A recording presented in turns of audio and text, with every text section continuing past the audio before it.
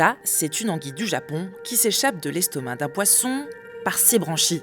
Une stratégie d'évasion pour le moins spectaculaire et filmée pour la toute première fois. Pour comprendre comment ces anguilles réussissent à échapper à une mort qu'on pensait inévitable, les scientifiques ont utilisé une caméra à rayons X pour filmer ce qui se passe à l'intérieur du prédateur. L'hypothèse de départ, c'est que les anguilles restent dans la bouche du poisson avant de s'évader. Mais les images vont révéler une technique encore plus impressionnante. Ça, c'est le poisson, un dormeur noir, et ça, c'est l'anguille.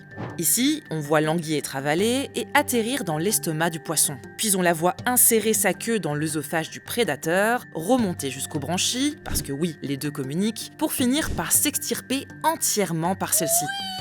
À ce jour, c'est la seule espèce de poisson chez qui l'on a observé cette tactique de fuite depuis l'estomac. Il faut dire qu'elle a quelques avantages. Son corps est mince, musclé et visqueux. Et elle a aussi l'habitude de creuser et de nager à reculons. Mais cette technique ne marche malheureusement pas à tous les coups. Sur 32 anguilles filmées, seules 9 sont parvenues à s'échapper. Celles restées dans l'estomac n'ont pas survécu plus de 3 minutes et demie. Et enfin, 2 anguilles se sont trompées de direction et se sont dirigées vers les intestins.